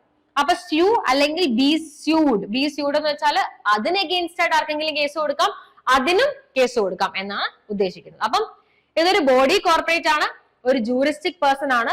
ഇതിന്റെ പേര് ഈ ബോഡിയുടെ മുകളിൽ പറഞ്ഞിരിക്കുന്ന പേര് എന്താണോ ആ പേരായിരിക്കും ആ വ്യക്തിക്കുള്ളത്. പെർപെച്വലി ഇത് സക്സീഡ് ചെയ്തുകൊണ്ടേയിരിക്കും. അതായത് ബോഡിയും അതിനുള്ളിലുള്ള ആൾക്കാരും രണ്ടാണ്. ഈ ആൾക്കാർ മാറിയാലും ബോഡിയായിട്ട് തന്നെ ഉണ്ടാവും, പുതിയ ആൾക്കാർ വരും. അത്ര വ്യത്യാസമേ ഉള്ളൂ. ഇതിന്റെ സിഗ്നേച്ചറിന് പകരം നമുക്ക് മനുഷ്യർക്ക് സിഗ്നേച്ചറിന് പകരം ഇതിനെന്താണ് ഒരു കോമൺ സീൽ ആണുള്ളത്. അതായിരിക്കും ആ ബോഡിയാണ് ഒരു കാര്യം ചെയ്തത് എന്ന് മനസ്സിലാക്കാനായിട്ട്, അല്ലെങ്കിൽ ആ ബോഡിയുടെ ഐഡന്റിറ്റി ആയിട്ട് ആക്ട് ചെയ്യാം. ഇത് കൂടാതെ പവർ ഉണ്ട്, എന്താ പറയാ, ഹോൾഡ് ചെയ്യാനും ഡിസ്പോസ് ചെയ്യാനും അക്വയർ ചെയ്യാനും ഒക്കെ പ്രോപ്പർട്ടി, മൂവബിൾ ആയിക്കോട്ടെ ഇമ്മൂവബിൾ ആയിക്കോട്ടെ. അതുപോലെ തന്നെ കോൺട്രാക്റ്റിൽ ഏർപ്പെടാനുള്ള അവകാശമുണ്ട്. അതുപോലെ തന്നെ ഈ പറഞ്ഞ പേരിൽ, അതായത് food safety and standard authority of India എന്ന പേരിൽ കേസ് കൊടുക്കാനും കേസിൽ ഏർപ്പെടാനും അവകാശമുണ്ട്. അപ്പൊ ഇതാണ് ചാപ്റ്റർ 2 ഫസ്റ്റ് സെക്ഷൻ 4 എന്താണ് food safety and standard authority of India എന്ന് മാത്രമേ പറയുന്നുള്ളൂ. അതിൽ ഇമ്പോർട്ടന്റ് ആയിട്ട് നോക്കേണ്ടത് ആരാണ് ഈ ബോഡിനെ എസ്റ്റാബ്ലിഷ് ചെയ്യുന്നത്. Very important. അതൊരു സെൻട്രൽ ഗവൺമെന്റ് ആണ് എസ്റ്റാബ്ലിഷ് ചെയ്യുന്നത്. അത് എസ്റ്റാബ്ലിഷ് ചെയ്യുന്നത് എങ്ങനെയാണ്? നോട്ടിഫിക്കേഷൻ വഴിയാണ്, ഒഫീഷ്യൽ ഗസറ്റില്. അതുപോലെ തന്നെ എന്തിനു വേണ്ടിയിട്ടാണ് എസ്റ്റാബ്ലിഷ് ചെയ്തിരിക്കുന്നത്? എക്സസൈസ് ചെയ്യാനായിട്ട് പവേഴ്സ്, പെർഫോം ചെയ്യാനായിട്ട് ഫങ്ഷൻസ്. ഇത്രയുമാണ് food safety and authority of ഇന്ത്യയുടെ എസ്റ്റാബ്ലിഷ്മെന്റിനെ കുറിച്ച് നമുക്ക് പറയാനായിട്ടുള്ളത്. ഇനി ഹെഡ് ഓഫീസ് എന്ന് പറയുന്നത് ഡൽഹിയിലാണ്. It's general. ഹെഡ് ഓഫീസ് എന്ന് പറയുന്നത് ഈ ബോഡിയുടെ ഹെഡ് എവിടെയായിരിക്കുന്നത്, ഹെഡ് ഓഫീസ് എവിടെ എസ്റ്റാബ്ലിഷ് ചെയ്തിരിക്കുന്നത്? ഡൽഹിയിലാണ്. ഇനി the food authority may establish it's officers at any place in India. പക്ഷേ ഹെഡ് ഓഫീസ് നമ്മൾ ഡൽഹിയിൽ എസ്റ്റാബ്ലിഷ് ചെയ്തെങ്കിൽ പോലും ഈ അതോറിറ്റിക്ക് അതിനെ വേറെ എവിടെയെങ്കിലും അതിന്റെ ഓഫീസസ് ഇന്ത്യയിൽ എവിടെ വേണമെങ്കിലും എസ്റ്റാബ്ലിഷ് ചെയ്യാനുള്ള അവകാശമുണ്ട്. അപ്പൊ ഈ പവർ വെച്ചിട്ടാണ് നമ്മൾ സ്റ്റേറ്റ് ഫുഡ് ഓഫീസേഴ്സിനെയും അല്ലെങ്കിൽ സ്റ്റേറ്റ് ഫുഡ് അതോറിറ്റീസും ഒക്കെ FSSAI എസ്റ്റാബ്ലിഷ് ചെയ്തിരിക്കുന്നത്. ഓരോ സ്റ്റേറ്റിലും അല്ലെങ്കിൽ ഓരോ ലൊക്കാലിറ്റിയിലും ഒക്കെ food safety and standard authority of ഇന്ത്യയുടെ ബ്രാഞ്ചസ് അല്ലെങ്കിൽ അതിന്റെ എന്താ പറയുക ഓഫീസസ് അവര് സ്റ്റാർട്ട് ചെയ്തിട്ടുണ്ട്. ഇതുമായിട്ട് ബന്ധപ്പെട്ട് ഈ പവർ എടുത്തിട്ടാണ്, ഈ സെക്ഷൻ ആണ് അവരോട് പറയുന്നിരിക്കുന്നത് നിങ്ങൾക്ക് എസ്റ്റാബ്ലിഷ് ചെയ്യാനുള്ള അവകാശം ഉണ്ട് എന്ന്. അപ്പൊ അതുകൊണ്ട് തന്നെ അവർ എന്ത് ചെയ്തിട്ടുണ്ട്, എസ്റ്റാബ്ലിഷ് ചെയ്തിട്ടുണ്ട്. ഇനി ഫുഡ് FSSAI, അപ്പൊ ഈ നിയമം പറയുന്നത് എന്താണ്, സെൻട്രൽ ഗവൺമെന്റ് FSSAI എന്ന് പറയുന്ന ഒരു ബോർഡിനെ എസ്റ്റാബ്ലിഷ് ചെയ്യണം എന്ന് മാത്രമേ സെക്ഷൻ 4 പറയുന്നുള്ളൂ. എന്ന് എസ്റ്റാബ്ലിഷ് ചെയ്യണം, എപ്പോഴാണ് അതിന്റെ ബോർഡിനെ കൊണ്ടുവരേണ്ടത്, ഇതൊന്നും പറയുന്നില്ല. നോട്ടിഫിക്കേഷൻ വഴി നിങ്ങൾ എസ്റ്റാബ്ലിഷ് ചെയ്യണം, പക്ഷെ നിർബന്ധമായിട്ടും എസ്റ്റാബ്ലിഷ് ചെയ്യണം. കാരണം ഷോൾ എന്ന് പറയുന്ന വാക്കാണ് യൂസ് ചെയ്തിരിക്കുന്നത്. അപ്പൊ അങ്ങനെ ഒരു മാൻഡേറ്ററി പ്രൊവിഷൻ, അതായത് നിർബന്ധിത പ്രൊവിഷൻ ആയതുകൊണ്ട് തന്നെ സെൻട്രൽ ഗവൺമെന്റ് എന്ത് ചെയ്തു, കോൺസിക്വന്റ്ലി 2008 നമ്മൾ ഓൾറെഡി പറഞ്ഞു 2 വർഷത്തിന് ശേഷമാണ് 2008 ഈ ബോർഡിനെ എസ്റ്റാബ്ലിഷ് ചെയ്തു. പക്ഷേ എഫക്റ്റീവ്ലി ഈ ബോഡി വർക്ക് ചെയ്യാൻ തുടങ്ങിയത് 2011 അത് നമുക്കറിയാം. എസ്റ്റാബ്ലിഷ് ചെയ്തെങ്കിൽ പോലും റൂൾസും റെഗുലേഷൻസും വന്നിട്ടുണ്ടായിരുന്നില്ല ആക്ടുമായിട്ട് ബന്ധപ്പെട്ട്. അതുകൊണ്ട് തന്നെ റൂൾസും റെഗുലേഷൻസും 2011 വന്നതിന് ശേഷമാണ് എഫക്റ്റീവ് ആയിട്ട് ഈ ബോഡി എന്ത് ചെയ്യാനായിട്ട് തുടങ്ങിയത്, വർക്ക് ചെയ്യാനായിട്ട് തുടങ്ങിയത്. After the key rules and regulations were notified. അപ്പൊ ഓർക്കുക, 2008 food safety and standard authority of ഇന്ത്യനെ നമ്മൾ ഡൽഹിയിൽ, ഹെഡ്ക്വാർട്ടേഴ്സ് ഡൽഹിയിലാണ് എസ്റ്റാബ്ലിഷ് ചെയ്തു. പക്ഷേ ഇത് എഫക്റ്റീവ് ആയിട്ട് വർക്ക് ചെയ്യാൻ തുടങ്ങിയത് 2011 ശേഷമാണ്. കാരണം റൂൾസും റെഗുലേഷൻസും നോട്ടിഫൈ ചെയ്തിരിക്കുന്നത് 2011 ശേഷമാണ്. ഇനി ഫസ്റ്റ് ചെയർപേഴ്സൺ ആരായിരുന്നു, മിസ്റ്റർ PI സുവർത്തന IAS ആണ് ഫസ്റ്റ് ചെയർപേഴ്സൺ. അപ്പൊ നമ്മൾ ഈ ബോഡിയിൽ ചെയർപേഴ്സൺ എന്താണെന്നുള്ളത് കൺഫ്യൂസ് ആവണ്ട. ഈ ബോഡിയുടെ ഹെഡ് പൊസിഷൻ ആണ് ചെയർപേഴ്സൺ. നമ്മൾ നെക്സ്റ്റ് സ്ലൈഡിൽ പഠിക്കും ആരൊക്കെയാണ് ഈ ബോഡിയിൽ ഉള്ളതെന്ന്. അപ്പൊ നിങ്ങൾക്ക് മനസ്സിലാവും ആരാണ് ചെയർപേഴ്സൺ എന്നൊക്കെ. അപ്പൊ ഇതിന്റെ ഫസ്റ്റ് ചെയർപേഴ്സൺ എന്ന് പറയുന്നത് ഓർത്തു വെച്ചോളുക, MCQ ചോദിക്കാം, സുവർത്തനാണ്. അതുപോലെ തന്നെ ഇപ്പോഴത്തെ ചെയർപേഴ്സൺ എന്ന് പറയുന്നത് അപൂർവ ചന്ദ്രയാണ്. ചെയർപേഴ്സൺ കൂടാതെ ഒരു പൊസിഷൻ കൂടിയുണ്ട്, ഹെഡ് പൊസിഷൻ, അത് CEO ആണ്, അത് കമല വർദ്ധന റാവു ആണ്. ഇത് ഇപ്പോഴത്തെ പ്രസന്റ് സ്റ്റാറ്റസ് ആണ്. അപ്പൊ നിങ്ങളുടെ എക്സാമിന്റെ നോട്ടിഫിക്കേഷൻ വരുമ്പോഴത്തേക്കിനും നിങ്ങൾ അതൊന്ന് എന്താ പറയാ കൺഫേം ചെയ്തിരിക്കുക ഇവർ തന്നെ ആണ് എന്നുള്ളത്. അതിന് വേണ്ടിയിട്ട് നിങ്ങൾക്ക് food safety and standard authority of ഇന്ത്യയുടെ ഒഫീഷ്യൽ വെബ്സൈറ്റിൽ കയറിയിട്ട് വേണം നിങ്ങൾ നോക്കാനായിട്ട്. അല്ലാതെ ഏതെങ്കിലും ഒരു റാൻഡം ഗൂഗിൾ വെബ്സൈറ്റ് നോക്കരുത്, പലതിലും തെറ്റാണ് കൊടുത്തിരിക്കുന്നത്, അപ്ഡേറ്റ് ചെയ്തിട്ടില്ല അതൊന്നും. അപ്പൊ അതുകൊണ്ട് തന്നെ food safety and standard authority of ഇന്ത്യയുടെ ഒരു ലിങ്ക് ഞാൻ അയക്കാം. ആ ലിങ്കിലാണ് നിങ്ങൾക്ക് ഡയറക്റ്റ്ലി കയറി കഴിഞ്ഞാൽ ആരൊക്കെയാണ്. അതുപോലെ തന്നെ ഇതിപ്പം central food safety and standard authority of ഇന്ത്യയുടെ ഹെഡ് ഓഫീസിലുള്ള കോമ്പോസിഷൻ ആണ് നമ്മൾ ഈ പറയുന്നത്. ഇത് കൂടാതെ ഓരോ സ്റ്റേറ്റിലും ഇവര് ഓഫീസസ് എസ്റ്റാബ്ലിഷ് ചെയ്തിട്ടുണ്ട്. അപ്പൊ പല സ്റ്റേറ്റും ഹെഡ് ചെയ്യുന്നത് പല ആൾക്കാരാണ്. അവരുടെ പേരും നമുക്ക് ആ ലിസ്റ്റിൽ നമുക്ക് ഞാൻ അയക്കുന്ന ലിങ്കിൽ ഉണ്ടാവും. അപ്പം എസ്പെഷ്യലി കേരളത്തിൽ നിന്നുള്ള ആരാണെന്ന് നോക്കി വെക്കാം. അത് കൂടാതെ തന്നെ കറന്റ്ലി ഇരിക്കുന്ന ചെയർപേഴ്സൺ ആരാണെന്നും CEO ആരാണെന്നും ഓർത്തു വെക്കുക. ഫസ്റ്റ് ചെയർപേഴ്സൺ എന്തായാലും സുവർത്തനയാണ്, അത് കറക്റ്റ് തന്നെയാണ്. അപ്പൊ ഇനി സെക്ഷൻ 5. അപ്പൊ നമ്മൾ സെക്ഷൻ 4 എന്താണ് പറഞ്ഞത്, എസ്റ്റാബ്ലിഷ് ചെയ്യണം, സെൻട്രൽ ഗവൺമെന്റ് എസ്റ്റാബ്ലിഷ് ചെയ്യണം, നോട്ടിഫിക്കേഷൻ വഴി എസ്റ്റാബ്ലിഷ് ചെയ്യണം, പവേഴ്സും ഫംഗ്ഷൻസും എക്സസൈസ് ചെയ്യണം. അതൊരു ലീഗൽ പേഴ്സൺ ആണ് അല്ലെങ്കിൽ ഒരു ബോഡി കോർപ്പറേറ്റ് ആണ്. അതിന് കുറെ അധികം പവേഴ്സും കുറെ അധികം ഫംഗ്ഷൻസും കൊടുത്തിട്ടുണ്ട്. അതുപോലെ തന്നെ അതിന് എന്തൊക്കെ പവേഴ്സ് ആണുള്ളത്, ബോഡി പ്രോപ്പർട്ടി വാങ്ങാനും വിൽക്കാനുമുള്ള അവകാശമുണ്ട്, കോൺട്രാക്റ്റിൽ ഏർപ്പെടാനുള്ള അവകാശമുണ്ട്, കേസ് കൊടുക്കാനും കേസിൽ ഏർപ്പെടാനുമുള്ള അവകാശമുണ്ട്. ഇതൊന്നും കൂടാതെ ഒരു കോമൺ സീലും പെർപെച്വൽ സക്സഷനും ഈ ബോഡിക്ക് ഉണ്ട് എന്ന് നമ്മൾ പറഞ്ഞു. ഇനി നമ്മൾ പറയാൻ പോകുന്നത് കോമ്പോസിഷൻ ആണ്. അതായത് ഒരു ബോഡി നമ്മൾ എസ്റ്റാബ്ലിഷ് ചെയ്തതുകൊണ്ട് മാത്രം അത് വർക്ക് ചെയ്യലല്ലോ, ജസ്റ്റ് ബിൽഡിംഗ് ആണത്. അപ്പൊ അതിനുള്ള ആൾക്കാർ നമ്മൾ എംപ്ലോയ് ചെയ്താൽ മാത്രമേ ആ ബോഡിക്ക് വർക്ക് ചെയ്യാനായിട്ട് സാധിക്കുള്ളൂ. അപ്പൊ ഇതിന്റെ കോമ്പോസിഷൻ എന്താണെന്നുള്ളതാണ് സെക്ഷൻ 5 പറയുന്നത്. സബ് ക്ലോസുകൾ ഓർക്കേണ്ട കാര്യമില്ല, ക്ലോസ് 1 ക്ലോസ് 2 അങ്ങനെ ഓർക്കേണ്ട ഒരു ഇമ്പോർട്ടൻസ് അല്ല. എങ്കിൽ പോലും മാക്സിമം ഇമ്പോർട്ടന്റ് ആയിട്ടുള്ള സെക്ഷൻസ് ഇപ്പം 4 ക്ലോസ് 1 സെൻട്രൽ ഗവൺമെന്റ് ആണ് എസ്റ്റാബ്ലിഷ് ചെയ്യണം എന്ന് പറയുന്നത്. 4 ക്ലോസ് 2 പറയുന്നത് ബോഡി കോർപ്പറേറ്റ് ആണെന്ന് അല്ലെങ്കിൽ ഒരു ലീഗൽ പേഴ്സൺ ആണെന്ന് പറയുന്നത് 4 ക്ലോസ് 2 ഇത് ഓർത്തു വെക്കുക. പക്ഷെ മറ്റ് സബ് ക്ലോസുകളൊന്നും ഓർത്തു വെക്കേണ്ട കാര്യമില്ല. ബേസിക്കലി ഓർക്കേണ്ടത് സെക്ഷൻ 4 എസ്റ്റാബ്ലിഷ്മെന്റ് ആണ്, അത് ഓർത്തു വെക്കാം. അപ്പൊ ഇവിടെ നമ്മൾ ഇനി സെക്ഷൻ 5 പോകുന്നത്. സെക്ഷൻ 5 നമ്മൾ പറയുന്നത് കോമ്പോസിഷൻ ആണ്, അതായത് ആരൊക്കെയാണ് ഈ ബോഡിയിൽ ഉള്ളത് എന്നാണ് നമ്മൾ പറയാൻ പോകുന്നത്. അപ്പം ബേസിക്കലി പറഞ്ഞാല് close 1, the food authority shell consist of A chairperson, ഒരു ചെയർപേഴ്സൺ ഉണ്ടായിരിക്കും. അതുപോലെ തന്നെ 22 മെമ്പേഴ്സ് ഉണ്ടായിരിക്കും. അപ്പൊ ഒരു ചെയർപേഴ്സൺ കൂടാതെ 22 മെമ്പേഴ്സ് ഉണ്ടായിരിക്കും. അപ്പം മൊത്തത്തിൽ എത്ര പേരുണ്ട്, 22 പ്ലസ് ചെയർപേഴ്സൺ, അതായത് 23 മെമ്പേഴ്സ് ആണ് ടോട്ടലി ഫുഡ് അതോറിറ്റിയിൽ ഉണ്ടാവുക. ഫുഡ് അതോറിറ്റി എന്നായിരിക്കും ഞാൻ ഇനി ഷോർട്ട് ഫോമിൽ പറയാം. എപ്പോഴും food safety and standard authority എന്ന് പറയുന്നതിന് അപ്പുറം. അപ്പൊ ഫുഡ് അതോറിറ്റി എന്ന് പറയുമ്പോൾ ഓർത്ത് വെക്കുക ഈ ബോർഡിനെ കുറിച്ചാണ് ഉദ്ദേശിക്കുന്നത്. അപ്പം 22 മെമ്പേഴ്സും ഒരു ചെയർപേഴ്സണുമാണ് ഉള്ളത്. അപ്പം ഇൻ ടോട്ടൽ കോമ്പോസിഷൻ എത്രയാണ്, 23. പക്ഷെ നമ്മൾ എപ്പോഴും പറയുക ചെയർപേഴ്സൺ പ്ലസ് 22 മെമ്പേഴ്സ് എന്നായിരിക്കും. അപ്പം ഇതാണ് ഈ ബോഡിയുടെ കോമ്പോസിഷൻ എന്ന് പറയുന്നത്. എടുത്തു പറയുന്ന ഒരു കാര്യം 1/3 ഷാൽ ബി വുമൺ, അതായത് ഇതില് 1/3 ഓഫ് ദി ആൾക്കാര് വുമൺ ആയിരിക്കണം എന്ന് പറയുന്നുണ്ട്. അതായത് റിസർവേഷൻ ആണ്. 1/3 സീറ്റുകൾ ആർക്കായിരിക്കും? വുമൺ ആയിരിക്കും. റിസർവ് ചെയ്തിരിക്കുകയാണ്. അത് ആരൊക്കെയാണെന്നുള്ളത് താഴെ പറയും. ആ ആൾക്കാരിൽ നിന്ന് നമ്മൾ 1/3 ആൾക്കാരെ വുമൻസിനെ ചൂസ് ചെയ്യുക എന്നാണ് അതുകൊണ്ട് ഉദ്ദേശിക്കുന്നത്. ഇനി ആരൊക്കെയാണെന്നാണ് ഇനി നമ്മൾ താഴെ പറയാനായിട്ട് പോകുന്നത്. അതിൽ ആദ്യം 7 members not below the rank of joint secretary to the government of India appointed by the central government. Very important. ഓരോ ആൾക്കാരെയും ആരാണ് അപ്പോയിന്റ് ചെയ്യുന്നത്? എല്ലാവരും സെൻട്രൽ ഗവൺമെന്റ് തന്നെയാണ്. പക്ഷെ എങ്ങനെയാണ് അപ്പോയിന്റ് ചെയ്യുന്നത്, എവിടെ നിന്നാണ് അപ്പോയിന്റ് ചെയ്യുന്നത് എന്നുള്ളത് ഇമ്പോർട്ടന്റ് ആണ്. അപ്പം 7 മെമ്പേഴ്സ് നമ്മൾ എവിടെ നിന്നാണ് എടുക്കുന്നത്? ജോയിന്റ് സെക്രട്ടറിയുടെ റാങ്കിന് താഴെ അല്ലാത്ത 7 മെമ്പേഴ്സിനെ നമ്മൾ സെൻട്രൽ ഗവൺമെന്റ് അപ്പോയിന്റ് ചെയ്യും. എവിടെ നിന്നാണ് അപ്പോയിന്റ് ചെയ്യാൻ പോകുന്നത്? മിനിസ്ട്രീസ് അല്ലെങ്കിൽ department of central government. Central government മിനിസ്ട്രികളിൽ നിന്നോ ഡിപ്പാർട്ട്മെന്റുകളിലോ ഉള്ള 7 പേരെ നമ്മൾ അപ്പോയിന്റ് ചെയ്യും. ആ അപ്പോയിന്റ് ചെയ്യുന്ന മിനിസ്ട്രീസ് ഏതൊക്കെയാണ്, ഏതൊക്കെ മിനിസ്ട്രി നിന്നാണ് ആ 7 പേരെ എടുക്കേണ്ടതെന്ന് താഴെ പറയുന്നുണ്ട്. ആ മിനിസ്ട്രിയിൽ നിന്ന് എടുക്കുന്ന നമ്മൾ ആരെയാണ് ചൂസ് ചെയ്യേണ്ടത്? ജോയിന്റ് സെക്രട്ടറിയുടെ റാങ്കിന് താഴെ ഇല്ലാത്ത ഒരാളെ, അതായത് ജോയിന്റ് സെക്രട്ടറിയോ അതിന്റെ മുകളിലേക്കോ റാങ്കിലുള്ള 7 പേരെ ഈ മിനിസ്റ്ററികളിൽ നിന്നും സെൻട്രൽ ഗവൺമെന്റ് അപ്പോയിന്റ് ചെയ്യും. അപ്പൊ ഏതൊക്കെയാണ് ആ മിനിസ്ട്രി? ഒന്ന് അഗ്രികൾച്ചർ ആണ്, പിന്നെ വരുന്നത് കോമേഴ്സ് ആണ്, പിന്നെ consumer affairs, food processing, health, legislative affairs, small scale industries. ഇവരെല്ലാവരും എക്സ് ഒഫീഷ്യോ മെമ്പേഴ്സ് ആയിട്ടായിരിക്കും ആക്ട് ചെയ്യാൻ പോകുന്നത്. ഈ 7 മിനിസ്ട്രീസ് നിന്നാണ് നമ്മൾ സെലക്ട് ചെയ്യുന്നതെന്ന് പറഞ്ഞു. ജോയിന്റ് സെക്രട്ടറിയുടെ റാങ്കിന് താഴെ വരാത്ത കുറച്ച് ആൾക്കാരാണ് നമ്മൾ സെലക്ട് ചെയ്യാൻ പോകുന്നത്. അപ്പൊ അതിനർത്ഥം എന്താണ്? ഈ 7 പേരും ഓൾറെഡി ഈ മിനിസ്ട്രിയിൽ വർക്ക് ചെയ്യുന്ന ആൾക്കാരാണ്. അപ്പൊ ഓൾറെഡി അവരൊരു സ്ഥാപനത്തിൽ അല്ലെങ്കിൽ ഒരു പെർട്ടിക്കുലർ ജോലിയിൽ ഏർപ്പെട്ടുകൊണ്ടിരിക്കുന്ന വ്യക്തികളാണ്. ഈ വ്യക്തികളെ നമ്മൾ ഈ ബോഡിയിലേക്ക്, ഫുഡ് അതോറിറ്റിയിലേക്ക് നമ്മൾ ഇവരെ അപ്പോയിന്റ് ചെയ്യുമ്പോൾ ഈ വ്യക്തികൾ ഈ വർക്ക് കൂടാതെ ഏർപ്പെടുന്ന വർക്കാണിത്. അവർക്ക് ഓൾറെഡി ഉള്ള ഒരു ജോലിയിൽ കൂടാതെ അവർ എന്തിൽ ഏർപ്പെടുന്നു? ഈ ജോലിയിൽ ഏർപ്പെടുന്നു.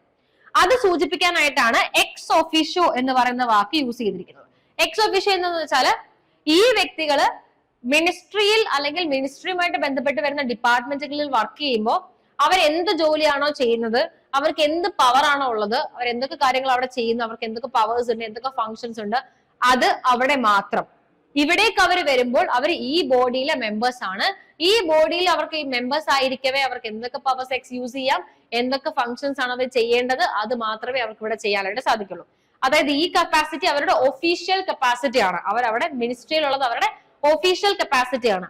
ആ ഒഫീഷ്യൽ കപ്പാസിറ്റി മാറ്റി വെച്ചിട്ട് ഈ ബോഡിയിലേക്കായിരിക്കും, ഒഫീഷ്യൽ കപ്പാസിറ്റി ഇല്ലാണ്ടായിരിക്കും അവർ ഇങ്ങോട്ടേക്ക് വരാൻ പോകുന്നത്. എക്സ് ഒഫീഷ്യോ എന്ന് പറയുന്ന വാക്കിന്റെ അർത്ഥം അതാണ്. അതായത് എക്സ് ഒഫീഷ്യോ ആണ്. ഒഫീഷ്യൽ കപ്പാസിറ്റിയിൽ അവർ അവിടെ, ഇവിടേക്ക് വരുമ്പം അവര് ഈ ഒഫീഷ്യൽ കപ്പാസിറ്റി അല്ലെങ്കിൽ ഞാൻ ഈ ഇന്ന മിനിസ്ട്രിയിലെ ആളാണ്, ഓഫ് കോഴ്സ് പുള്ളി മിനിസ്ട്രിയിലെ ആൾ തന്നെയാണ്, പക്ഷെ മിനിസ്ട്രിയിൽ ആളാണ് എന്ന് പറഞ്ഞൊരു പവേഴ്സോ ആ മിനിസ്ട്രിയുടെ പവറോ ഫംഗ്ഷനോ ഒന്നും ഈ ബോഡിയിൽ വന്നിട്ട് പുള്ളിക്ക് എക്സസൈസ് ചെയ്യാനായിട്ട് സാധിക്കില്ല.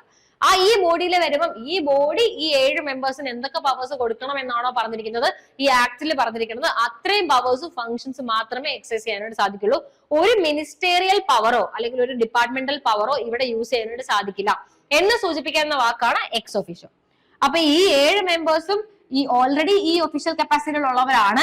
അവർ അവരുടെ എക്സ് ഒഫീഷ്യോ, അതായത് ഈ ഒഫീഷ്യൽ കപ്പാസിറ്റി ഇൻക്ലൂഡ് ചെയ്യാതെ മാറ്റി നിർത്തിക്കൊണ്ട് ആയിരിക്കും അവർ ഈ ബോഡിയിലേക്ക് വരിക. അതായത് ഈ ബോഡിയിൽ വന്നാൽ ഇവര് പെർഫോം ചെയ്യാൻ പോകുന്ന പവേഴ്സും ഫങ്ഷൻസും എന്ന് പറയുന്നത്, പവേഴ്സും ഇവരുടെ ഫങ്ഷൻസും എന്ന് പറയുന്നത് എന്തിൽ പറഞ്ഞിരിക്കുന്നതായിരിക്കും? ഈ ആക്ടിൽ പറഞ്ഞിരിക്കുന്നതായിരിക്കും. 2006 ഈ ആക്ടിൽ പറഞ്ഞിരിക്കുന്ന പവേഴ്സ് എന്തൊക്കെയാണ്, ഈ ആക്ടിൽ എന്തൊക്കെ ഫങ്ഷൻസ് ആണ് അവർക്ക് കൊടുത്തിരിക്കുന്നത്, അത് മാത്രമേ അവർക്ക് ഈ ബോഡിയിൽ വന്നതിന് ശേഷം എക്സസൈസ് ചെയ്യാൻ സാധിക്കുള്ളൂ. മിനിസ്റ്റീരിയൽ പവറുകളോ ഡിപ്പാർട്ട്മെന്റൽ പവറുകളോ അവർക്ക് എന്ത് ചെയ്യാനായിട്ട് സാധിക്കില്ല, യൂസ് ചെയ്യാനായിട്ട് സാധിക്കില്ല. അപ്പൊ ഇതാണ് എക്സ് ഒഫീഷ്യോ എന്ന് പറയുന്ന വാക്കിന്റെ അർത്ഥം.